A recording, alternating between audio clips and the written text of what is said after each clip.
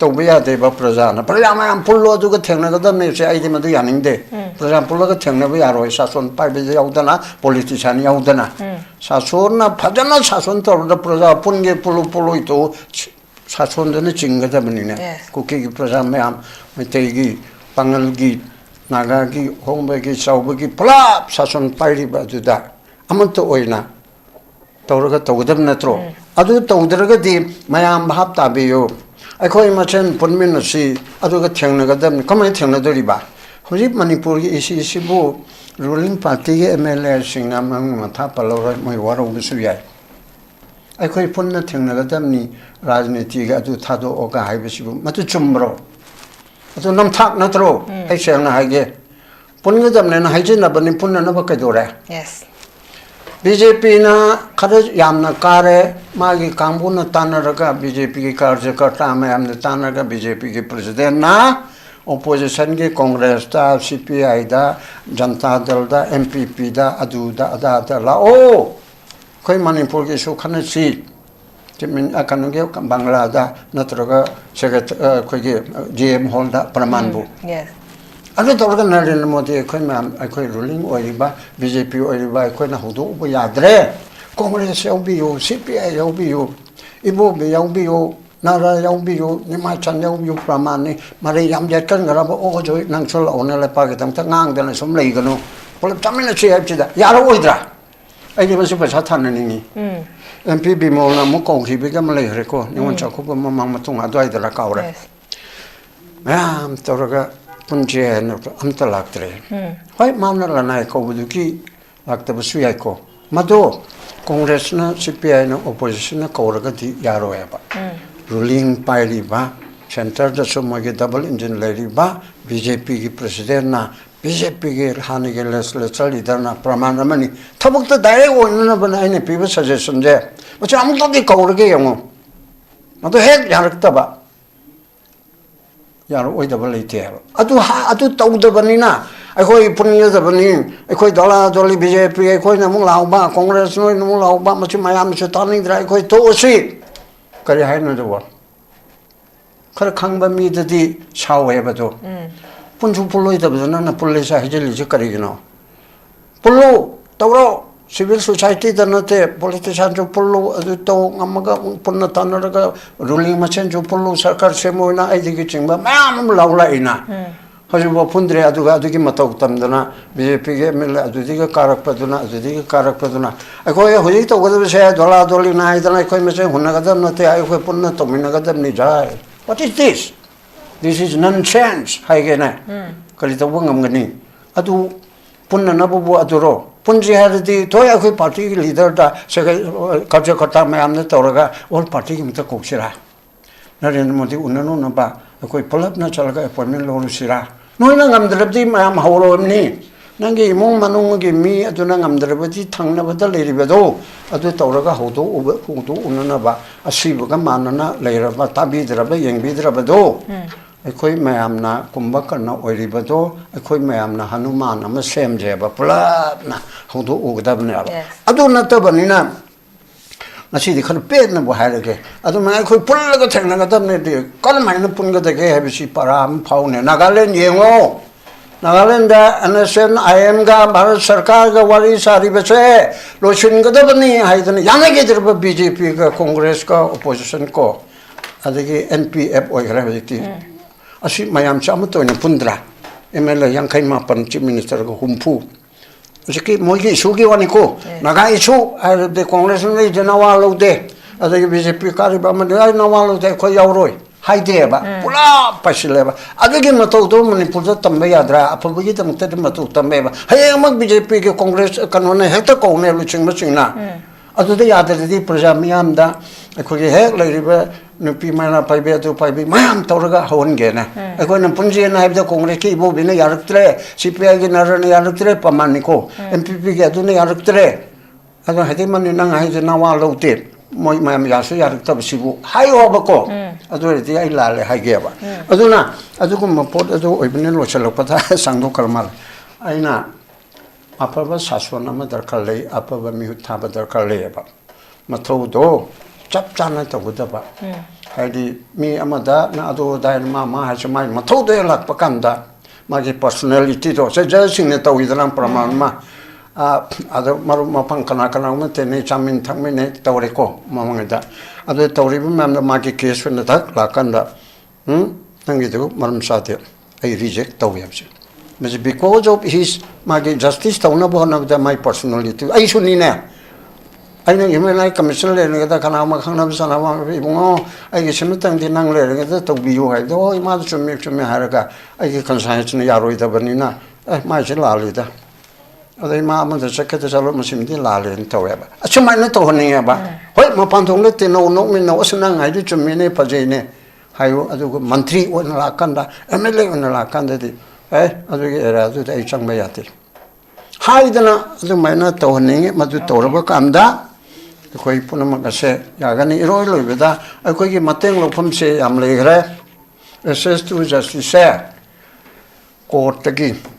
supreme court khoi de chaw beda high court adi district and session court adi magistrate court lom de gi ai right mang ma se makha gi magistrate district session judge high court sidiki sum lakpa masina court ki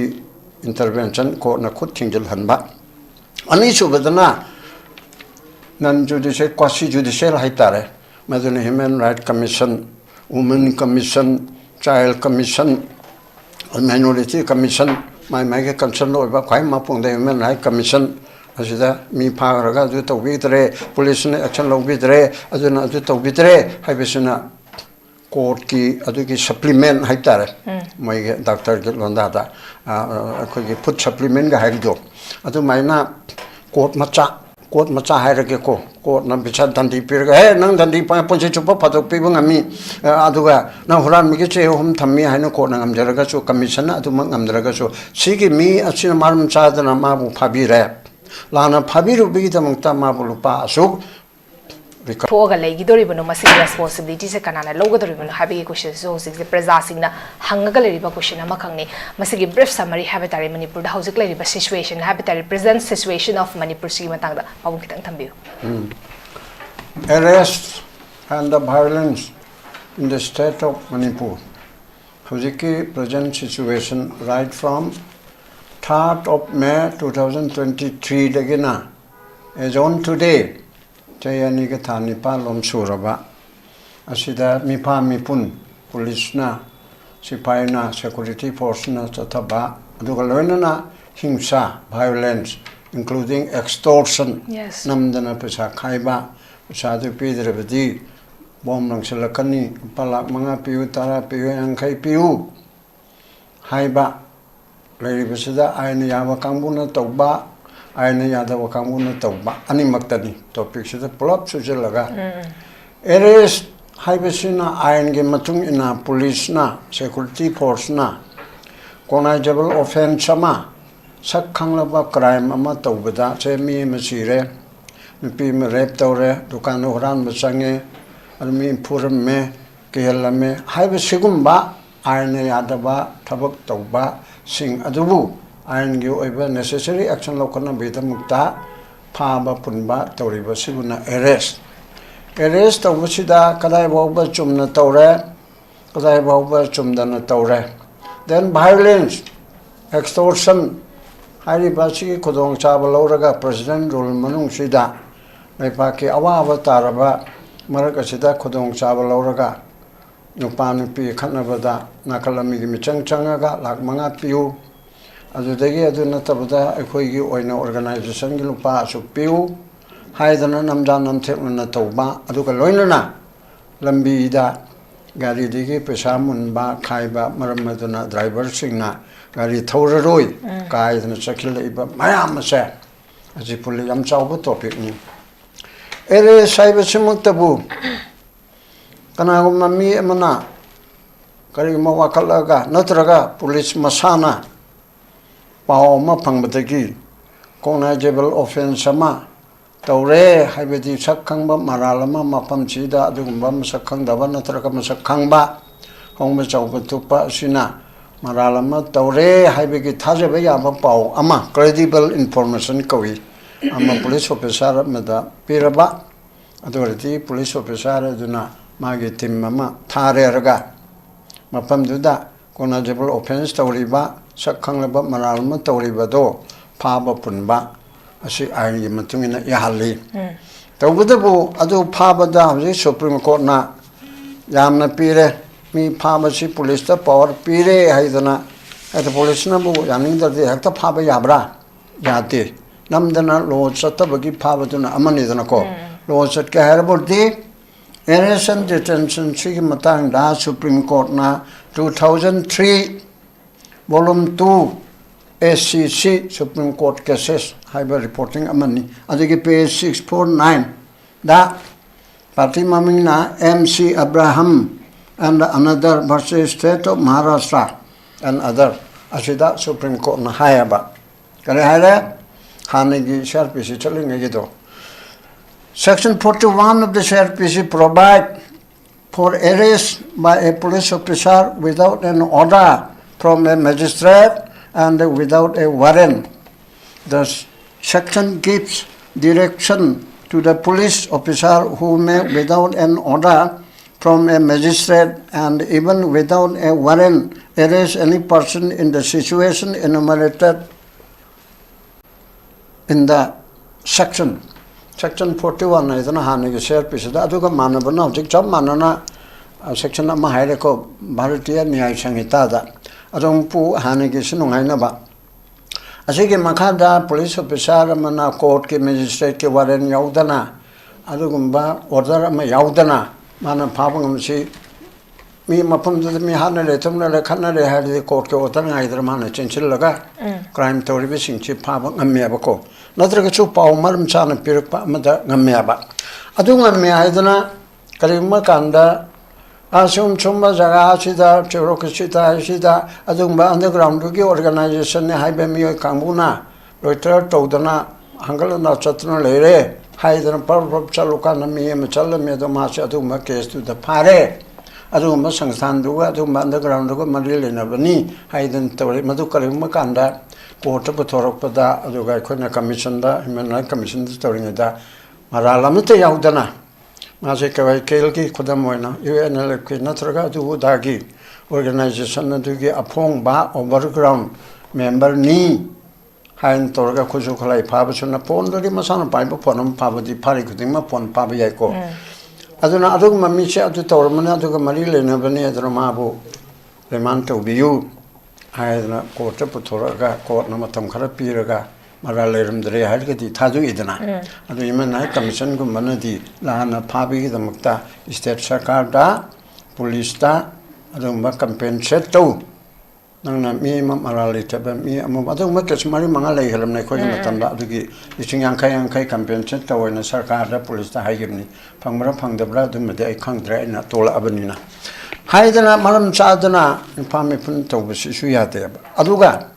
Investigation chi amaru oeba. Investigation chi crime am tore. Haibakanda, chi tore calculated. Tata chidana togotam never. Let this. I'm a side of my amatam or son of the Haibin. Police na Janga Kamarati, Dr. Rita Kobin Piema, the way you can Moindro Koba. Amigin Pini. I say. Matong marum kangda bada mayum da matanta lebada sina lerme torsa tore mi na hapigi atu potu lere haidana epa nang phalo khat kibigi pautare adagi mara paibi mamna thoktana wakat mi pun toba aidi case lo khatlu mi hat pa mi du pau thiu humu haidana changchilak bigi potsi lere ko asida habi absi police station ga thoru thokpam du ka kam lapi Masida kilometer ke wato akhoi electric khuti haitare manga taru tarabu hairone yamna khreba impan police station leiri bisika sum haitare e osile ga thangna ba adu mathang du dana ba sojem le hairiche chinga kamle hairiche adu de adam la pasonata ba adu da Hatang da mini manga da yoga da mapam da tokpa tokto. Madam Torga to get occupied. How you pop up pie and Tadeba? Yes. What is the investigation? Investigating Tim Natoriba, a Sicarino, moina tawribsi me hatpudu tombana hatpani gaina sinaraba adu khak lauraga investigation tawri haibidu oidoribra masak chokang khangdaba pamda mi ma tan lermeda mapanda tawriba akhoi tv gi asaba bo arab so asengba su base tawriba cid crime investigation department haiba ma uliba crime petrol gaina ulido wari bude wari ne ba thok pata su base to yauriba masak chokang khangdaba mapam amada kana masak chokang khangdaba khak tan lerme madu koji teraga mai mam china tawraga kari kari phangi kholi manakta kari lei kongupta kari yawi phi de kari yawi as mesak china kana oigani karimba dukan ma gi phi ji tui pramanbu yang kopna chi jab telephone ma phange telephone phanga de masi ga hora pam chakara idno hain tawraga yes mayum khange mayum de ma ga tinaba kana hangbagi investigation gi mathang mathang leiri ko adu punamak tawraga myat production ni hairaga investigation tawdana maral matungina charge thagalaga bisa dandi phangba yauriaba masigi potche manipurda tawra tawdabra investigation tawbasi loina mana haite di ai haining de aibal eramgani yaugani scientific method ta hojiki yam se chawkhaledana telephone da mobile da maralai bami phabya rimni mobile tawra puna mana khangi sidi aikoina kana kana nuti phone tawda phone tap tawripsidi khangimni ne aikoina phattabo wa haidabanina adugumba mi kaptana halu kholo haibedu haidabanina aikoina kaisu kibideba kana gumna adu hairuba yawbidi pha pundana jail lebe yawripsina ba aduna adugumegi mechanism chi yam phajarabada mi hatpa asi phaba ngamdabase masi police lebiga atthokpra haibisi mayamna hangnareba even Jiki matter sida Imphal police station se masi laifam thokpra hai laifam mati thoiko penda baduna mayam na hainar ipse aduna adugum migi pot ama leibanina police na maral tase na tawramaba crime ma tawramada du detect tawdana choidana maki phana na bigi mechanism se tawdabani aduga loina na amuk amaronda police na mi phabada crime tawdana madi for example haji thokpa yai thokta be pramanam tawge hanana ground loop adugi member oirami oiram de dana anira ko hum mari rak phare ko na thadoi masak leite na amuk chu phare ko na thadoi amuk phare ko na thadoi manga taruro subadu de de thaduktre adi nsa pale pramanbo ar kari crime tawrame madi hanna na ground ni yaw ya madamu yaw masak leite na chum thadoi adu handakti ma jamin chakhibi ya edna ko phare kali to bidigi phaba madi khungakpa yaure hana na gram yaure me ma seng na hejere ko to khre adu de wari sana bade yaure yaude chini chingba ko particular de haibi adra adu ma tawri ba se machina ma case ma amam chena rabanina ma bu national security act ta hanjina jamin thoki dana ba phare harga de ten to yauri ya tasengmati ma crime tawraga phaba na traba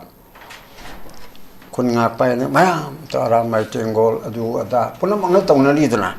asida ma so yaur ni ma na tongan bo offense ma tawdana sigum mi sim halami adu ko loina na sigum ba nong mai sim mangwan de ki phangi haiba na taba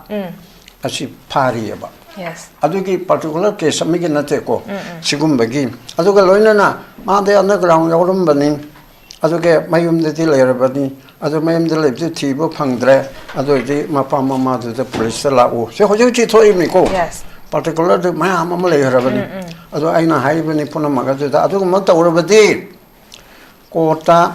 chatpama ngamdringe da manipur human right commission haiba ma leibani ai momanda police na ai sado na ground orami natraga ai sado ground le riba do ai ne pothor u ai pothok pang amde ai dan ai bu police na kobere ai bu phaga ne na haire natraga pesa log ge haire haibe se maji through your channel sai da mukso hairam bani manipur human commission da chalo amaga court tharo adugi adugumba macha macha haigadrai khone de macha hai imung do di chawjarim ne ko pesa su paisa daba hoji ki situation china adunma na high court chalaga police ki matakta rit ama to ngamjaba nate aba adumani puimena commission ne di cheding de iraga sumaina police na sum sum ma sakhanga gana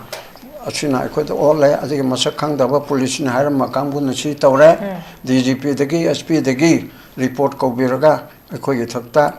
ꯆꯠꯊꯔꯤꯕ case ꯑꯁꯦ ꯆꯨꯝꯕ꯭ꯔꯥ ꯆꯨꯝꯗꯕ꯭ꯔꯥ ꯀꯔꯤꯒꯤꯅꯣ ꯍꯥꯏꯕꯁꯤ ꯍꯪꯕꯤꯌꯨ ꯍꯥꯏꯕ ꯌꯥꯏ ꯑꯗꯨꯒ ꯑꯃꯨꯛ ꯑꯔꯥꯟꯕ ꯇꯧꯔꯕ ꯃꯤ ꯃꯁꯦꯟ ꯇꯧꯕꯗ ꯄꯨꯂꯤꯁꯅ ꯀꯦꯁ ꯂꯧꯈꯠꯄꯤꯌꯨ ꯌꯥꯗ꯭ꯔꯦ ꯁꯤꯃ ꯌꯥꯝ ꯇꯣꯏꯅ ꯊꯣꯛꯏꯀꯣ ꯑꯩꯒꯤ ꯁꯨꯃꯥꯏꯅ ꯇꯧꯅ ꯑꯩꯉꯣꯟꯗ ꯐꯨꯔꯦ ꯆꯩꯔꯦ ꯅꯨꯄꯤꯅꯤ ꯄꯔꯃꯥꯟꯕꯨ ꯑꯗꯩꯗ ꯁꯦꯟ ꯊꯨꯅꯕꯒꯤ ꯐꯨꯔꯦ ꯆꯩꯔꯦ ꯐꯨꯔꯝꯕ ꯆꯩꯔꯝꯕ ꯑꯗꯨꯅ ꯑꯩ ꯁꯣꯛꯑꯕꯅꯤ나 ꯃꯥꯏ ꯃꯊꯛꯇ FIR ꯑꯃ ꯂꯧꯈꯠꯄꯤꯌꯨ ꯍꯥꯏꯅ ꯊꯥꯕ ꯀꯥꯟꯗ ꯌꯥꯅꯤ ꯌꯥꯅꯤ ꯑꯗꯨ ꯍꯣꯔꯦꯟ ꯂꯧꯈꯠꯀꯦ ꯍꯌꯦꯡ ꯂꯧꯈꯠꯀꯦ ꯍꯣꯔꯦꯟ ꯂꯧꯈꯠꯀꯦ ꯍꯥꯏꯅ ꯅꯨꯃꯤꯠ 10ꯅꯤ ꯊꯥꯈꯥꯏ ꯊꯥ ꯑꯃ ꯁꯨꯔꯛꯄ ꯌꯥꯎꯔꯦ ꯑꯗꯨ ꯑꯣꯏꯔꯗꯤ ꯑꯗꯨꯗꯁꯨ ꯎꯄꯥꯏ ꯂꯩꯇꯗꯅ ꯑꯁ ꯑꯩꯉꯣꯟꯗ ꯐꯨꯔꯤꯕ ꯆꯩꯔꯤꯕꯁꯤꯒꯤ ꯑꯩ ꯈꯨꯠ ꯇꯦꯛꯏꯕ ꯈꯣꯡ ꯇꯦꯛꯏꯕ ꯃꯤꯠ ꯄꯣꯝꯃꯤꯕ ꯃꯥꯏ ꯄꯣꯛꯏꯕ ꯁꯣꯛꯏꯕ ꯃꯌꯥꯝꯁꯦ ꯗꯥꯛꯇꯔꯒꯤ ꯔꯤꯄꯣꯔꯠꯁꯨ ꯂꯩꯔꯕ ꯑꯗꯨꯗ FIR ꯂꯧꯈꯠꯄꯤꯌꯨ ꯌꯥꯗ꯭ꯔꯦ ꯀꯩꯗꯧꯅꯤ then ꯑꯗꯨꯗꯤ SPꯗ ꯏꯔꯣ DGPꯗ ꯊꯥꯛꯑꯣ OCꯗꯨꯅ ꯂꯧꯈꯠꯇ꯭ꯔꯕꯗꯤ then ꯑꯗꯨꯐꯥꯎ ꯇꯧꯔꯛꯇ꯭ꯔꯒꯅ you go to Manipur Human Rights Commission ꯑꯔꯥꯏꯕꯗꯀꯣ Human Rights Commission ꯆꯦꯗꯤꯡ ꯑꯃꯗ ꯑꯩꯕꯨ ꯁꯤꯅꯤꯗ ꯄꯨꯂꯤꯁꯇ ꯊꯥꯔꯨꯕꯅ ꯁꯤꯅꯤ ꯃꯣꯏꯅ ꯂꯧꯈꯠꯄꯤꯗ꯭ꯔꯦ ꯍꯥꯏꯔꯒ ꯔꯤꯄꯣꯔꯠ ꯀꯧꯔꯣ ꯑꯦꯛꯁꯟ ꯂꯧꯈꯠꯅꯕ ꯔꯤꯀꯃꯦꯟ ꯇꯧꯕꯤꯌꯨ ꯍꯥꯏꯕ ꯌꯥꯏꯑꯕ ꯅꯠꯇ꯭ꯔꯒ ꯉꯁꯥꯏꯒꯤ FIR ꯊꯥꯒꯠꯇ ꯂꯧꯕꯤꯌꯣ ꯌꯥꯗꯦ ꯍꯥꯏꯔꯤꯁꯦ ꯀꯣꯔꯠꯇ Chief Judicial Magistrate Imphal Districtꯀꯤꯅ Imphal Westꯀꯤꯅ Westꯀꯤ Chief Judicial Magistrate Eastꯀꯤꯅ Eastꯀꯤ ꯂꯝꯗꯨꯒꯤ Chief Judicial Magistrate ꯑꯩꯒꯤ ꯁꯨꯃꯥꯏꯅ ꯀꯦꯁ ꯑꯃ ꯂꯧꯈꯠꯄꯤꯌꯣꯅ ꯊꯥꯖꯩ ꯊꯥꯅꯥꯅ ꯂꯧꯈꯠꯄꯤꯗ꯭ꯔꯦ ꯊꯥ 3 ꯁꯨꯔꯦ 4 ꯁꯨꯔꯦ 5 ꯁꯨꯔꯦ ꯑꯗꯨꯅ ꯀꯣꯔꯠꯅ ꯀꯣꯒꯅꯥꯏꯖꯦꯟꯁ ꯂꯧꯔꯒ ꯀꯝꯄ꯭ꯂꯦꯟ ꯄꯦꯇꯤꯁꯟ ꯑꯣꯏꯅ ꯇꯧꯕꯤꯌꯨ ꯍꯥꯏꯗꯅ ꯊꯥꯕ ꯌꯥꯏꯕꯀꯣ ꯃꯁꯤꯒꯤ ꯄꯣꯠ ꯑꯁꯦ ꯉꯁꯥꯏꯃꯛ ꯃꯌꯥꯝ ꯑꯃ ꯁꯤꯚꯤꯜꯒ ꯂꯥꯛꯄ ꯑꯗꯨꯒ ꯇꯣꯉꯥꯟꯕ ꯚꯣꯂꯨꯟꯇꯔꯤ ꯑꯣꯔꯒꯅꯥꯏꯖꯦꯁꯟ ꯃꯌꯥꯝꯒꯤ ꯇꯔꯞꯇꯩꯁꯨ ꯂꯥꯛꯑꯦꯕ ꯑꯗꯨꯅ ꯃꯁꯤ ꯍꯧꯖꯤꯛ ꯑꯩꯅ ꯍꯥꯏꯔꯤꯕ ꯄꯣꯠ ꯑꯁꯦ ꯇꯧꯕꯤꯌꯨ ꯑꯗꯨꯒ ꯃꯁꯤꯅ ꯃꯤꯄꯥꯟ ꯃꯤꯄꯨꯟꯒꯤ ꯊꯦꯡꯅꯅꯕꯀꯣ ꯑꯗꯨꯒ ꯑꯃꯔꯣꯝꯗ ꯑꯃꯨꯛ ꯑꯟꯗꯔꯒ꯭ꯔꯥꯎꯟꯒꯤ ꯃꯅꯨꯡꯗꯒꯤ ꯑꯣꯏꯕ ꯌꯥꯏ ꯑꯣꯏꯗꯕ ꯌꯥꯏ ꯑꯟꯗꯔꯒ꯭ꯔꯥꯎꯟ ꯁꯥꯕ ꯑꯣꯏꯔꯝꯕ ꯌꯥꯏ ꯁꯥꯗꯕ ꯑꯣꯏꯔꯝꯕ ꯌꯥꯏ ꯁꯦꯡꯗꯕ ꯌꯥꯏ ꯑꯁꯦꯡꯕ ꯌꯥꯏ ꯑꯩꯈꯣꯏꯅ ꯍꯥꯏꯕ ꯉꯝꯗ꯭ꯔꯦ ꯑꯗꯨꯅ 이몽 ꯃꯅꯨꯡꯒꯤ ꯈꯠꯅꯕꯗ ꯃꯇꯩ ꯃꯅꯥꯎ ꯈꯥꯏꯗꯣꯛ ꯈꯥꯏꯖꯤꯟ ꯇꯧꯕꯒꯤ ꯈꯠꯅꯕꯗ ꯑꯗꯒꯤ ꯅꯨꯄꯤ ꯆꯦꯜꯂꯨꯔꯦ ꯑꯗꯨꯒ ꯂꯧꯗ꯭ꯔꯦ ꯍꯥꯏꯕꯁꯤꯗ ꯑꯩꯈꯣꯏꯒꯤ ꯃꯩꯔꯥ ꯄꯥꯏꯕꯤ ꯏꯃꯥ ꯏꯕꯦꯜꯁꯤꯡꯒꯤ ꯃꯔꯛꯇ ꯍꯥꯏꯕꯅꯤꯀꯣ ꯃꯩꯔꯥ ꯄꯥꯏꯕꯤ ꯂꯣꯏꯅꯃꯛ ꯗꯣꯁ ꯇꯧꯕ ꯌꯥꯗꯦ ꯑꯐꯕ ꯌꯥꯝ ꯂꯩꯈ꯭ರೆ ꯑꯁꯤꯒꯤ ꯃꯔꯛꯇꯁꯨ ꯕꯤꯆꯥꯔ ꯇꯧꯕꯤꯌꯦꯗꯅ ꯅꯪꯅ ꯅꯨꯄꯥꯁꯤꯗ ꯂꯩꯒꯅꯤ ꯍꯥꯏꯗꯅ ꯆꯦꯜꯂꯛꯑꯒ ꯂꯩꯇꯗꯅ ꯆꯍꯤ ꯑꯃ ꯐꯥꯔꯦ ꯅꯪꯅ ꯑꯇꯣꯞꯄ ꯅꯨꯄꯥ ꯑꯃꯗ ꯅꯪꯅ ꯆꯦꯜꯂꯦ ꯑꯗꯨꯗꯤ ꯅꯨꯄꯥꯁꯤꯗ ꯅꯪꯅ lakh 10 ꯄꯤꯒꯗꯕꯅꯤ ꯍꯥꯏꯕꯒꯨꯝꯕ ꯂꯣꯅ ꯍꯥꯏꯕ ꯅꯠꯇꯕꯀꯣ ꯁꯤꯒꯨꯝꯕꯁꯨ ꯑꯩꯈꯣꯏꯒꯤ ꯃꯩꯔꯥ ꯄꯥꯏꯕ ꯑꯩꯅ ꯅꯨꯡꯁꯤꯖꯔꯕ ꯑꯩꯒꯗꯤ ꯂꯣꯏꯅꯗ ꯂꯥꯛꯏꯕꯅꯤ ꯁ꯭ꯇꯦꯠꯀꯤ ꯃꯩꯔꯥ ꯄꯥꯏꯕ ꯑꯆꯧꯕꯁꯤꯡꯁꯦ ꯁꯤꯒꯤ ꯃꯔꯛꯇꯁꯨ ꯍꯧꯖꯤꯛ ꯃꯩꯔꯥ ꯄꯥꯏꯕ ꯃꯔꯛꯇ ꯀꯦꯁ ꯄꯥꯏꯕꯤ ꯍꯥꯏꯗꯅ ꯄꯥꯏꯕ ꯍꯥꯏꯗꯅ ꯃꯇꯩ ꯃꯅꯥꯎ ꯈꯠꯅꯔꯒ ꯍꯦꯛꯇ ꯋꯥꯌꯦꯟꯁꯤꯟꯕ ꯁꯤꯒꯨꯝꯕꯁꯤꯃ ꯇꯧꯍꯟꯅꯤꯡꯗꯕ ꯑꯗꯨꯒ ꯂꯣꯏꯅꯅ ꯀꯣꯔꯠꯇ ꯀꯦꯁ ꯊꯥꯕ ꯂꯧ ꯏꯪꯈꯣꯜꯒꯤ ꯈꯪꯗꯦ ꯏꯃꯨꯡ ꯃꯅꯨꯡꯒꯤ ꯐꯦꯃꯤꯂꯤꯒꯤ ꯈꯪꯗꯦ ꯊꯥꯔꯛꯄꯗ ꯎꯀꯤꯜꯗ ꯙꯝꯀꯥ ꯇꯧꯕ ꯅꯪꯅ ꯁꯨꯝꯕꯒꯤ ꯀꯦꯁ ꯄꯥꯏꯌꯦ ꯑꯦꯒꯤ ꯑꯗꯨ ꯌꯥꯔꯗꯤ ꯊꯥꯗꯣꯛꯎ ꯅꯠꯇ꯭ꯔꯒ ꯃꯥꯅ ꯉꯝꯍꯜꯂꯨ ꯍꯥꯏꯕꯅꯆꯤꯡꯕ ꯁꯤꯒꯨꯝꯕꯒꯤ ꯋꯥꯀꯠꯁꯦ ꯃꯁꯤ ꯌꯥꯝꯅ ꯂꯩꯔꯦꯕ ꯑꯗꯨꯅ ꯅꯪꯒꯤ ꯉꯁꯤꯒꯤ ꯄꯨꯂꯤꯁꯅ ꯃꯤꯄꯨꯟ ꯇꯧꯕꯗ ꯂꯥꯟꯅ ꯇꯧꯕ ꯑꯗꯨꯒ ꯆꯨꯝꯅ ꯇꯧꯕꯗꯁꯨ ꯐꯥꯕꯤꯗꯕ ꯂꯥꯟꯅ ꯇꯧꯕꯁꯨ ꯌꯥꯎꯕ ꯑꯗꯨꯒꯤ ꯃꯇꯥꯡꯗ ꯑꯗꯨꯒ ꯍꯤꯡꯁꯥ ꯇꯧꯕ ꯑꯦꯛꯁꯇꯣꯔꯁꯟ ꯇꯧꯕ ꯑꯁꯤꯒꯤ ꯃꯇꯥꯡꯗ ꯉꯁꯤ ꯁꯦꯝꯃꯤꯕ ꯇꯣꯄꯤꯛꯁꯦ ꯌꯥꯝꯅ ꯆꯨꯅꯕ ꯄꯣꯠ ꯑꯃ ꯑꯣꯏ ꯍꯥꯏꯗꯅ ꯑꯍꯥꯟꯕꯗ ꯁꯨꯃꯥꯏꯅ ꯁꯦꯀꯟ ꯔꯥꯎꯟꯗ ꯑꯃꯨꯛ ꯍꯥꯏꯒꯦ ꯄꯥꯕꯨꯡ ꯌꯥꯝ ꯐꯖꯅ ꯊꯝꯕꯤꯈ꯭ꯔꯦ ꯑꯩꯈꯣꯏꯒꯤ ꯃꯅꯤꯄꯨꯔꯗ ꯂꯣꯁꯦ ꯈꯨꯠꯇ ꯄꯥꯏ ꯕꯗꯧꯅ ꯑꯩꯈꯣꯏꯒꯤ ꯑꯃꯨꯛ ꯇꯧꯔꯛꯄꯒꯤ ꯄꯣꯠꯁꯦ ꯃꯌꯥꯝꯅꯁꯨ ꯑꯗꯨꯝ ꯊꯦꯡꯅꯔꯕꯅꯤ ꯃꯁꯤ ꯉꯁꯤ ꯐꯥꯎꯕꯗꯗꯤ ꯑꯗꯨꯃꯛ ꯑꯩꯈꯣꯏꯒꯤ ꯃꯁꯤ ꯆꯞ ꯆꯥꯅ ꯃꯁꯤꯒꯤ ꯃꯊꯛꯇ ꯂꯤꯒꯦꯜ ꯑꯣꯏꯕ ꯑꯦꯛꯁꯟꯁꯦ ꯂꯧꯈꯠꯄ ꯉꯝꯗꯕ ꯑꯩꯈꯣꯏꯒꯤ ꯃꯁꯤꯅ ꯀꯅꯥꯗ ꯁꯣꯛꯍꯟꯒꯦ ꯍꯥꯏꯕ ꯃꯇꯝꯗ ꯅꯣꯔꯃꯦꯜ ꯂꯥꯏꯐꯁꯦ ꯍꯤꯡꯉꯤꯕ ꯑꯩꯈꯣꯏꯒꯤ ꯄ꯭ꯔꯖꯥꯁꯤꯡꯗ ꯑꯣꯏꯅ ꯑꯦꯐꯦꯛ ꯇꯧꯔꯛꯄꯒꯤ ꯄꯣꯠ ꯑꯃꯈꯛ ꯂꯥꯛꯄꯒꯤ ꯄꯣꯠꯇꯨꯅꯤ ꯑꯩ ꯃꯊꯪꯁꯤꯗ ꯑꯩꯈꯣꯏꯒꯤ ꯍꯥꯏꯔꯤꯕ ꯑꯩꯈꯣꯏꯒꯤ ꯊꯣꯛꯏꯕ ꯑꯩꯈꯣꯏꯒꯤ ꯀ꯭ꯔꯥꯏꯝ ꯃꯆꯥ ꯏꯁꯨ ꯑꯩꯈꯣꯏꯒꯤ ꯍꯥꯏꯔꯤꯕ ꯂꯩꯔꯤꯕ ꯀ꯭ꯔꯥꯏꯁꯤꯁ ꯃꯌꯥꯝ ꯍꯥꯏꯕ ꯇꯥꯔꯦ ꯑꯩꯈꯣꯏꯒꯤ ꯃꯦꯟ ꯀ꯭ꯔꯥꯏꯁꯤꯁꯁꯤꯒꯤ ꯃꯅꯨꯡ ꯆꯟꯅ ꯑꯩꯈꯣꯏꯒꯤ ꯂꯩꯔꯛꯏꯕꯁꯦ ꯍꯦꯟꯀꯠꯂꯛꯄ ꯍꯥꯏꯕ ꯇꯥꯔꯦ 2023ꯒꯤ ꯃꯦ 3ꯗꯒꯤ ꯍꯦꯟꯅ ꯍꯦꯟꯀꯠꯂꯛꯄ ꯍꯥꯏꯕ ꯇꯥꯔꯦ ꯁꯤꯒꯤ एक्सटोर्शन एरेस्ट अमदी वायलेंस की थबक से कोई हेंकलकपगी पोट अमखक लई मसे हंथा हन्नबगीदमक्ता कोई गवर्नमेंट की साइड की करी स्टेप्स सिंग लोखलगदी मसे खरक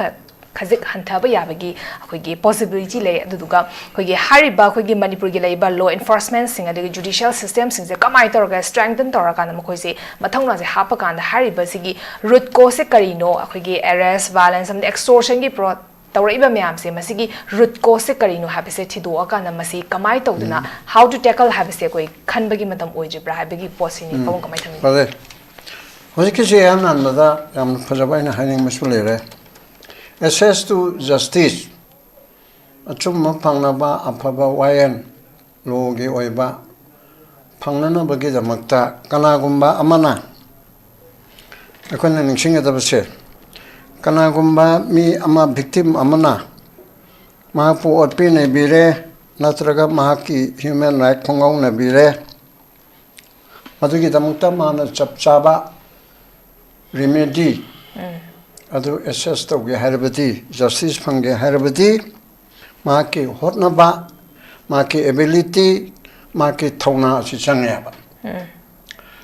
ꯑꯗꯨꯅ ꯑꯩꯅ ꯀꯔꯤꯒꯨꯝꯕ ꯑꯃ ꯗꯤꯃꯥꯟ ꯑꯃ ꯇꯧꯕꯗ ꯆꯨꯝꯅ ꯁꯣꯁꯤꯌꯦꯜꯒꯤ ꯄꯕ꯭ꯂꯤꯛꯀꯤ ꯇꯧꯕꯗꯨꯅ ꯑꯃ ꯑꯣꯏꯔꯦꯀꯣ ꯅꯠꯇ꯭ꯔꯒ ꯑꯩꯒꯤ ꯔꯥꯏꯠ ꯑꯃ ꯅꯠꯇ꯭ꯔꯒ ꯑꯩꯈꯣꯏ ꯈꯔꯒꯤ ꯔꯥꯏꯠ ꯑꯃ ꯑꯩꯈꯣꯏ ꯃꯌꯥꯝꯒꯤ ꯔꯥꯏꯠ ꯑꯃ ꯑꯁꯤ ꯇꯥꯟꯅꯅꯕ ꯍꯣꯠꯅꯕꯗ ꯑꯩꯉꯣꯟꯗ ꯑꯩꯒꯤ ꯇꯧꯕ ꯉꯝꯕꯒꯤ ꯁꯛꯇꯤ ꯃꯈꯥ ꯄꯣꯜꯂꯦꯕ ꯂꯝꯕꯤ ꯁꯦꯝꯕꯤꯒꯤ ꯑꯣꯏꯔꯣ ꯊꯣꯡ ꯁꯥꯕꯤꯒꯤ ꯑꯣꯏꯔꯣ ꯃꯌꯥꯝ ꯑꯃ ꯇꯧꯗꯅ ꯂꯝꯕꯤꯁꯦ ꯑꯗꯨ ꯇꯧꯗ꯭ꯔꯗꯤ ꯑꯗꯨ ꯇꯧꯅꯤ ꯍꯥꯏꯕ ꯆꯞ ꯆꯥꯅ ꯂꯦꯞꯄꯦ ꯑꯗꯨ ꯑꯣꯏꯔꯗꯤ ꯀꯣꯔꯠꯇ ꯆꯠꯀꯅꯤ ꯑꯦꯅꯤ ꯗꯔꯀꯥꯔ ꯂꯩꯕꯗꯤ ꯊꯦꯡꯒꯥꯏꯅꯅꯤ ꯍꯥꯏꯕꯒꯤ ꯊꯧꯅꯥ ꯑꯃ ꯌꯥꯅꯍꯟꯕꯗ ꯆꯪꯕ ꯅꯠꯇ꯭ꯔꯗꯤ ꯂꯣꯅ ꯃꯇꯦꯡ ꯄꯤꯔꯛꯀꯗꯧꯕꯁꯤ ꯂꯣꯅ ꯂꯥꯛꯑꯒ ꯁꯦ ꯍꯥꯏꯅ ꯄꯤꯔꯔꯣꯏꯕ ꯂꯣꯁꯦ ꯌꯥꯝꯅ ꯂꯨꯝꯕ JCP ꯒꯨꯝꯕ ꯄꯣꯠ ꯑꯃꯅꯦꯕ ꯃꯥꯅ ꯃꯥꯒꯤ ꯔꯥꯏꯠ ꯐꯪꯅꯕ ꯍꯣꯠꯅꯕꯗ ꯆꯞ ꯆꯥꯅ ꯃꯥ ꯃꯊꯟꯇꯅ ꯏꯟꯕ ꯌꯥꯔꯣꯏꯗꯕ ꯗ꯭ꯔꯥꯏꯚꯔ ꯀꯅꯥꯅꯣ ꯑꯗꯨ ꯗ꯭ꯔꯥꯏꯚꯔ ꯑꯃ ꯊꯣꯛꯀꯗꯧꯔꯤꯕ ꯗ꯭ꯔꯥꯏꯚꯔꯗꯨ ꯀꯣꯔꯠ ꯑꯣꯏꯗꯧꯔꯤꯕꯅꯤ ꯑꯗꯨ ꯀꯅꯥꯅ ꯏꯟꯒꯅꯤ ꯎꯀꯤꯜꯅ ꯏꯟꯒꯅꯤ ꯑꯗꯨꯒꯤ ꯃꯔꯛ ꯑꯗꯨꯗ ꯃꯥꯒꯤ ꯔꯣꯜꯁꯤ ꯌꯥꯝ ꯆꯥꯎꯋꯦꯕ ꯑꯗꯨꯕꯨ ꯑꯩꯈꯣꯏ ꯍꯧꯖꯤꯛ ꯂꯩꯔꯤꯕꯁꯤꯗ ꯖꯦꯅꯔꯦꯜ ꯄꯤꯄꯜꯁꯦ poor people ꯍꯥꯏꯕ ꯇꯥꯔꯦ ꯀꯔꯤꯒꯨꯝꯕ ꯀꯥꯟꯗ primitive man had no notion of law or human rights, though he enjoyed limitless of absolute freedom. See, human rights experts in that. Nabada yawrin. Akogi micham mamana magi law sida magi right taigada mesi khang deba. Malamdi ki bara haita bara tukacha bara tawri besi se masina. ಅದಕ್ಕೆ ಮಾಗಿ human ಮಾಗಿ freedom ಮಯಾಮ ಲೈ ಹಾಯ್ಬಸೆ ಮಸದಿಗೆ ಲೋದಿಗೆ ಲೋಗದಬ್ನಿ ಹಾಯ್ಬಸಿದ ಮಾನ ಮದು ಖಂಗ್ದೆ ಖಂಗಮಸು ಮದು ತೌನಿಂದೆ ಅದುಗ ಮಾಗಿ freedom the limitless ಮಿ ಹಾಪಬೋ ಯಾವನ ತೌನಿಂಬದ ತೌಯಾಬ ಮಾಗಿ freedom ಸೆ ಲೋನ ಪಿಬ ಯಾದಬ ಫಾಬ ಯಾವರಗ ಮಾನ ತೌನಿಂಬದ ತೌನಿ ಅದುಗ ನಂಗ low ಖಂಗಬ್ರಾ ಅದುದಿ ಖಂಗದಬ ಅದು ಲೋದ ಸಂಗುದನ ನಂಗೆ ಡಿಮಾಂಡ್ಗಿದಮಕ್ತದೆ ಸೊರೋಗ ಲಾವು ಮೊತ್ತ ꯑꯩꯗ ꯑꯗꯨꯝ ꯄꯥꯛꯂꯥꯎ ꯂꯥꯎꯒꯅꯤ ꯑꯩꯗ ꯊꯣꯔꯛꯄꯗ ꯅꯨꯡꯅ ꯊꯥꯒꯅꯤ ꯅꯠꯇ꯭ꯔꯒ ꯑꯗꯨ ꯇꯧꯒꯅꯤ ꯚꯥꯏꯑꯣꯂꯦꯟꯁ ꯇꯧꯒꯅꯤ ꯍꯥꯏꯕꯒꯤ ꯄꯣꯠ ꯑꯃ ꯀꯟꯁꯦꯞ ꯑꯃ ꯂꯩꯌꯦꯕ ꯑꯗꯨ ꯍ꯭ꯌꯨꯃꯦꯟ ꯔꯥꯏꯠꯁꯦ ꯃꯤꯑꯣꯏꯕ ꯑꯃ ꯑꯣꯏꯅ ꯄꯣꯛꯂꯛꯄꯗ ꯍꯧꯖꯤꯛ 10 ꯗꯤꯁꯦꯝꯕꯔꯁꯨ ꯇꯧꯅꯔꯛꯀꯗꯧꯔꯤꯅꯀꯣ ꯃꯁꯥꯒꯤ ꯃꯊꯟꯇ ꯃꯁꯥꯗ ꯌꯥꯎꯖꯔꯛꯄ ꯑꯗꯨꯒꯨꯝꯕ ꯄꯣꯠ ꯑꯃ ꯃꯗꯨꯕꯨ ꯍꯧꯖꯤꯛ ꯆꯥꯎꯈꯠꯂꯛꯄ ꯃꯇꯨꯡ ꯏꯟꯅ ꯉꯁꯥꯏꯒꯤ ꯂꯩꯕꯒꯤ ꯁꯦꯠꯄꯒꯤ ꯆꯥꯕꯒꯤ ꯑꯗꯨ ꯈꯛꯇ ꯅꯠꯇꯕ ꯔꯣꯇꯤ ꯀꯄ꯭ꯔꯥ ꯃꯀꯥꯟ ꯈꯛꯇ ꯅꯠꯇ꯭ꯔꯦꯕ ꯍ꯭ꯌꯨꯃꯦꯟ ꯔꯥꯏꯠꯁꯦ ꯍ꯭ꯌꯨꯃꯦꯟ ꯔꯥꯏꯠ ꯑꯁꯦ ꯑꯩꯈꯣꯏꯒꯤ ꯁꯥ ꯉꯥꯒꯤ ꯑꯦꯅꯤꯃꯦꯜ ꯑꯦꯛꯖꯤꯁꯇꯦꯟꯁ ꯑꯗꯨ ꯅꯠꯇꯦꯕ ꯁꯥ ꯉꯥꯗꯤ ꯍꯨꯏꯗꯤ ꯍꯧꯗꯣꯡꯗꯤ ꯑꯔꯥꯝꯕ ꯈꯣꯡꯂꯨꯔꯒ ꯀꯗꯥꯏꯅꯣ ꯑꯇꯥꯕ ꯀꯣꯏꯊꯩꯗꯁꯨ ꯆꯠꯀꯅꯤ ꯅꯣꯡ ꯆꯤꯡ ꯆꯨꯔꯒ ꯅꯣꯡ ꯆꯣꯠꯂꯣꯏꯗꯕ ꯑꯃꯗ ꯆꯪꯒꯅꯤ ꯑꯗꯨꯒ ꯃꯥ ꯇꯤꯚꯤ ꯌꯦꯡꯕ ꯑꯩꯈꯣꯏ ꯖꯥꯇꯤꯒꯤ ꯑꯗꯨ ꯇꯧꯕ ꯑꯩꯈꯣꯏ ꯍꯧꯗꯣꯡ ꯃꯌꯥꯝꯒꯤ ꯑꯩꯈꯣꯏ ꯍꯨꯏ ꯃꯌꯥꯝꯒꯤ ꯑꯩꯁꯦ ꯃꯤꯆꯝ ꯈꯪꯅꯕ ꯍꯥꯏꯔꯅꯤꯀꯣ ꯑꯩꯈꯣꯏ ꯁꯤꯒꯨꯝꯕ ꯑꯃ ꯄꯨꯈꯠꯁꯤ ꯃꯄꯨꯒꯤ ꯃꯥꯌꯣꯛꯇ ꯍꯥꯏꯕꯁꯤ ꯂꯩꯇꯦꯕ ꯈꯪꯗꯦꯕ ꯑꯗꯨꯒꯨꯝꯅ ꯍꯤꯡꯕꯗꯨ ꯍ꯭ꯌꯨꯃꯦꯟ ꯔꯥꯏꯠ ꯍ꯭ꯌꯨꯃꯦꯟ ꯂꯥꯏꯐ ꯅꯠꯇꯦꯕ ꯑꯩꯈꯣꯏꯒꯤ ꯂꯥꯏꯐꯇꯤ ꯁꯦꯠꯅꯕ ꯆꯥꯅꯕ ꯂꯩꯅꯕꯒꯤ ꯃꯊꯛꯇ ꯆꯠꯅꯕ ꯃꯐꯝ ꯑꯩꯈꯣꯏꯕꯨ ꯐꯖꯅ ꯁꯥꯁꯣꯟ ꯇꯧꯅꯕ ꯂꯧꯁꯤꯡ ꯂꯩꯅꯅꯕ ꯑꯦꯖꯨꯀꯦꯁꯟ ꯂꯧꯅꯅꯕ ꯑꯗꯩ ꯍꯛꯆꯥꯡ ꯂꯥꯌꯦꯡꯅꯕ ꯑꯗꯨꯗꯒꯤ ꯍꯧꯖꯤꯛꯀꯤ ꯔꯥꯏꯠ ꯄꯨꯝꯅꯃꯛꯁꯦ blue right red right, then green right. First generation, second generation, third generation. Hoy yam chawhole ba ko human right ka si prithvi ma pomono te mi ba kunai da human right si leita ba political right, social right, health right, environment right, right ke right. Even masa masudo chai kontra chodan mayu makai pan maya ba do mayu makai thajabse masanu pidugi masanu padugi right oi khala bana si constitution de ida badang airam niko asi babu right oiram ne hekta toba ya de ba I chana ne ko chera chuna magi nuksina bazara ne hekta piro ne habi ya de ba mama de Orissa gi congress president gi masanu pido mana pamba manda chen mapan faraga thamadu habeas corpus tawraga hojima ruling wen sinarimni adu tharo haidana muchanupidu kanoma ojarimni major oirimni aba chai trampan makhane adu ne habna taba adu magi maning tamado mapana pamba mida nate haidana ma thingmatu yadi aba aduna sigumba mayam amale bisida ngasai gi point du la kanda akoi hariba punamaga sida akoi system sida budi choireaba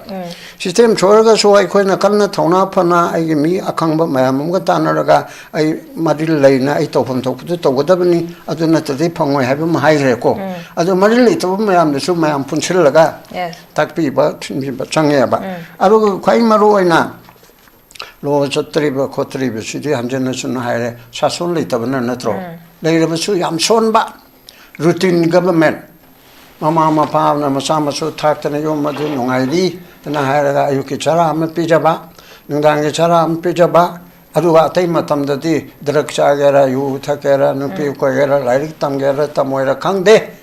하래가 아이 자이자이 좀 빨리나 작비저리나 하이브세 좀 반마 거우대 루틴 mau 요드레 사소나만 레리 람비세마 통 사바 아두데게 미팅 하러 야오보 콧바 떠리버시 루틴네바 사소나만 레리 하이브디 welfare state directive principle of state policy part 4 of the constitution of India 지금 뭐지 동아나 이라레 뭐 주의 독한 칼리 아두 지금 뭐 마야마세 무시 tauba masangya ado MLA mayam sina MLA singcity lawmaker ni ain ge factory da ain chobane ba mase factory da buldu panchin ba adege gari gi chem chaba tu haiba ma changdra suna kana to khongop chaba na nang kana ge gari gi workshop yaw soi di yara roi na isai chakpam na nang workshop to haiba yaroi ba lawmaker oibedu ti law karino constitution karino haise kamum thokdro assembly is law sempamni ain sabha haibani sanjana amana asmiyamna yaramne na sanjana amna chalaga chaiwala amana chalaga tawudi chaiwala na pradhan mantri oiriko adu su khanga kadorini aduna adugumatu yai haidana law maker na law khangdraba adu ri kalilere hoji institution home lere judiciary 아는 게 타북들 베조데샤리 에듀케이티브 레지슬레처 하립세고 마리슈부다 메디 하리세 메다동 학탐모 주디샤리 하이버시다 미기 학단는 비기 로인 콜게 강대 크리미널게 강대 보나막 아시 주디샤리나 나카도림네 고 사카나 소이베 토록파 강대 라나이미네 토록파 강대 아동바 주디샤리 아주다디 라이릭 하이바 LLB 오이다바 야데바 우킨도 자즈도 자주 오리바 우kunni 오리바 아니스네 주디샤리 사림니드나 qualified 오헬레바 계속이 메타나 마마도게 마이파고 박답도는 아마니코 주디샤리 아시 라이릭 하이바 마게션 팜데기 마틱자나 베미나 오야바 executive 하이베시수 부로크렛 IAS IPS chief secretary 데기나 아 마카바우다 너저게 저바울레리바 마얌 IAS나 리토바 라이릭 하이브네 IAS 하리세 아주데게 IPS political 방아통 학생기 아주 라이릭 하이브니 IPS IAS 뭐 훨씬 아주수 라이릭 하이브미네 executive 오야바 이번도 만트리 만도 락처가 만트리도 강대바미네 만트리 오이베야예 아주 하이베시나 마게 PA 오리베두나 secretary 오리베두나 additional secretary 오리베두나 딱가도리는 사르시디 소이레 만 강대바 포트포나 먹도 advice 마야마 맞지르가 도대나 어떤 executive 파우바 라이릭 하이바 오야바 then legislature 라이릭 하이트르수야 야우연바마 굴리 오이바마 아디가 칼라이도는 호란 마라카노 드럭사바라 마얌네디 야라 타갈아바 아도르디 만 legislature 오레 시기 disqualification 아마 아코이 legislature 볼레페 야바시다 인디아기디 까 얌나 라인에 또오라 자이고 망아 소거든니 ML 너트라가 MP lep게 하르디 아도데게 마치 인디아 마차고 게더버니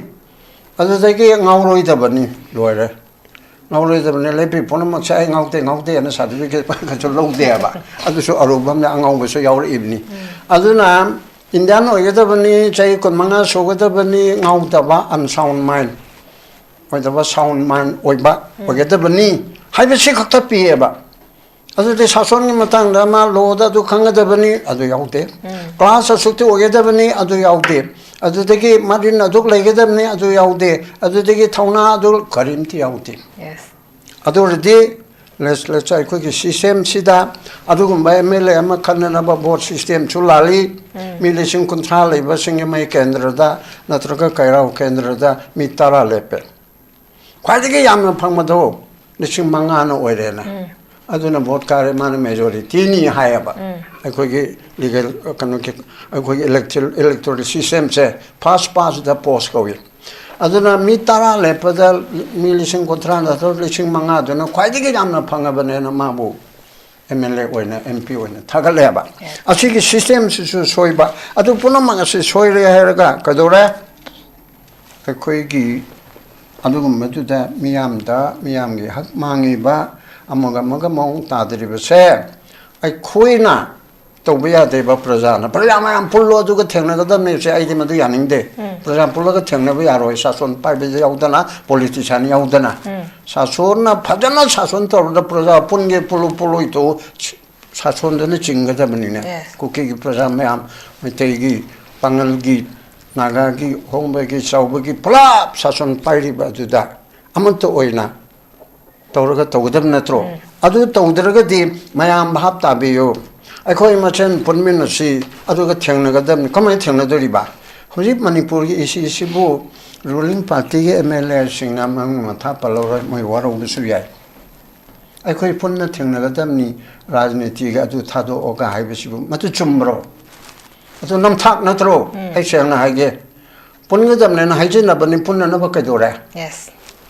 BJP na khare yamna kare magi kambuna tanaraga BJP ki karyakarta me amne tanaraga BJP ki president na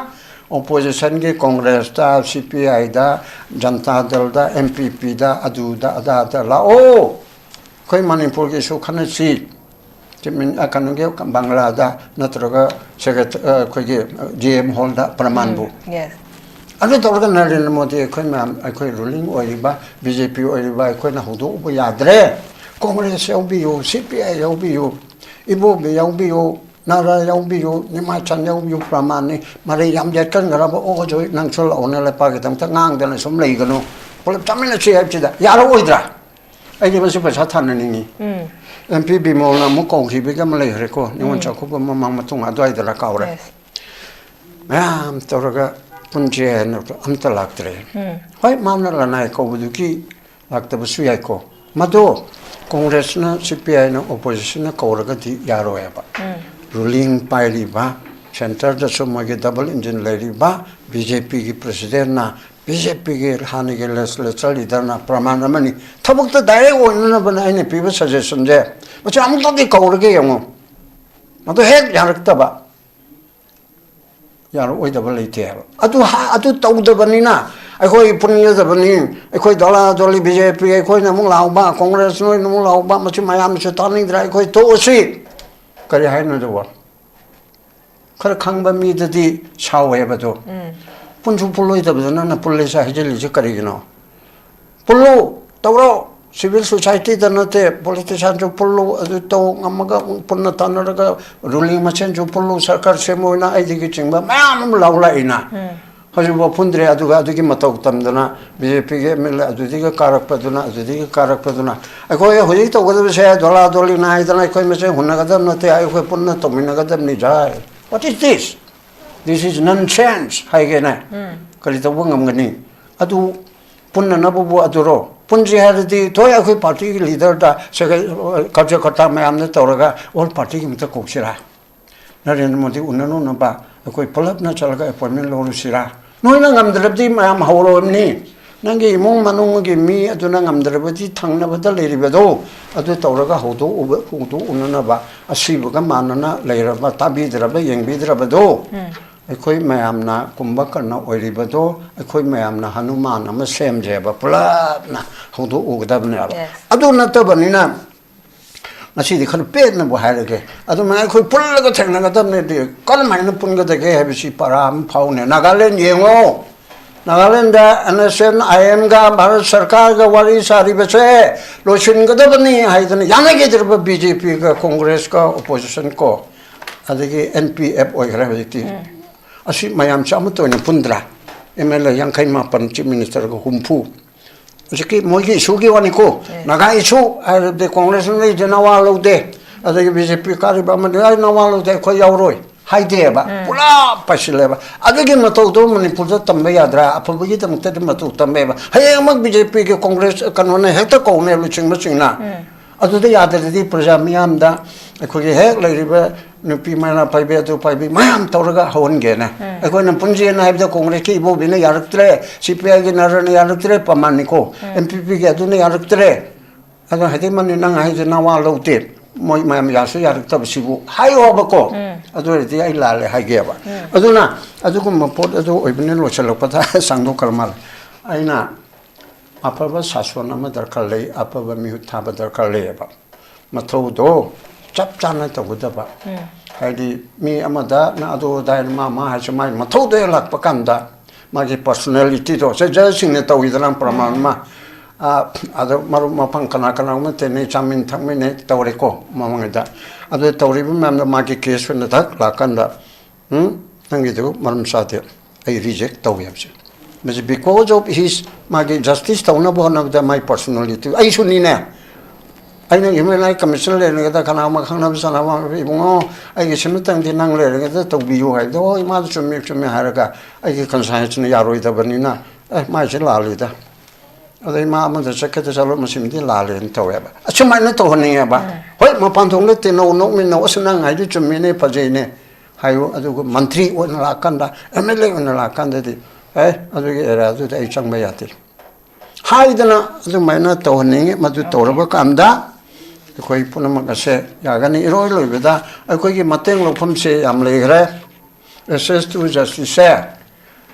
court tagi Supreme Court khoi de chaw beda High Court adi district and session court adi magistrate court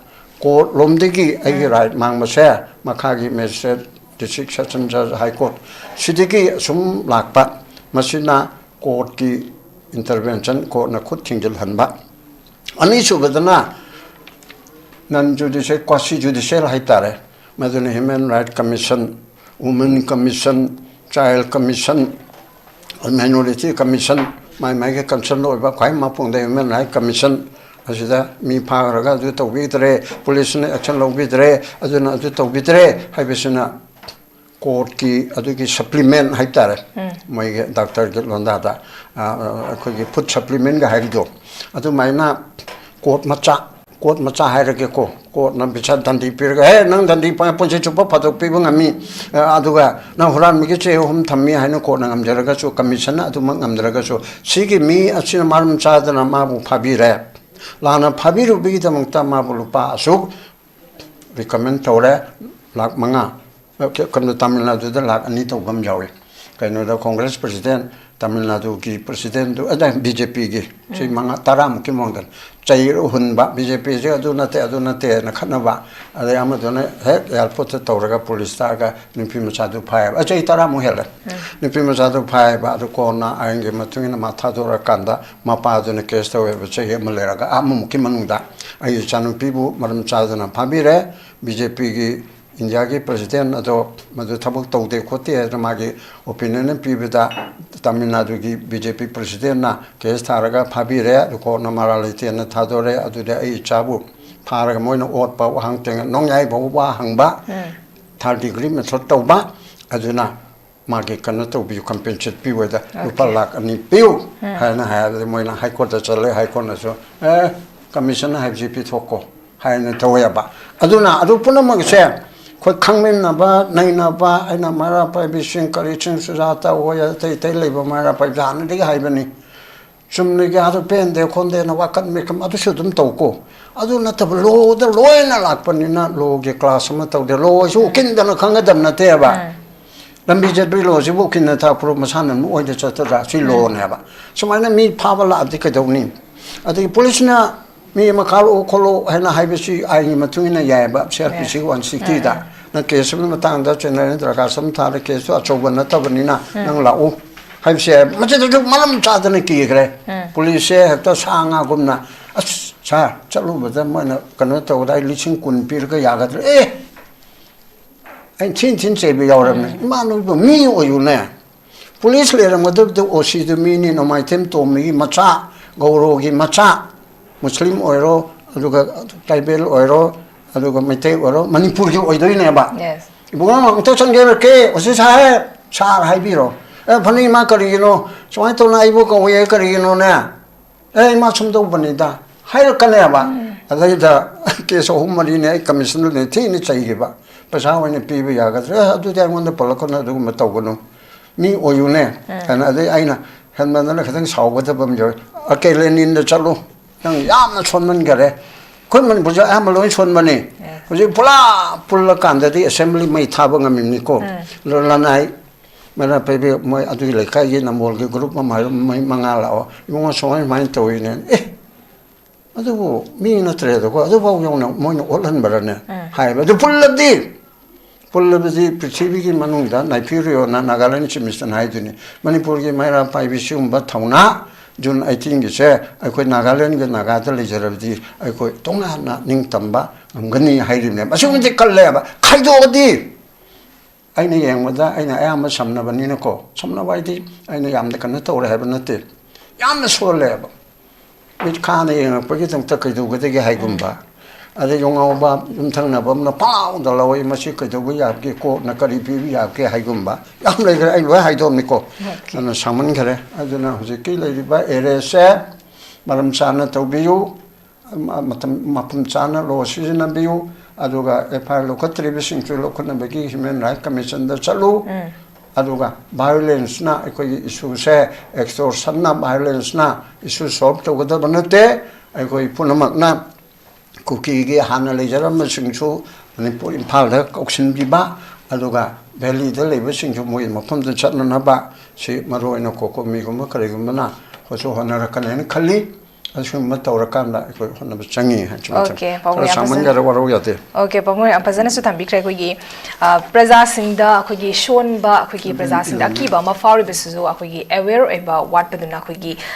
khang da baduna kogi chalra ka na kogi hoje babu no sabi ke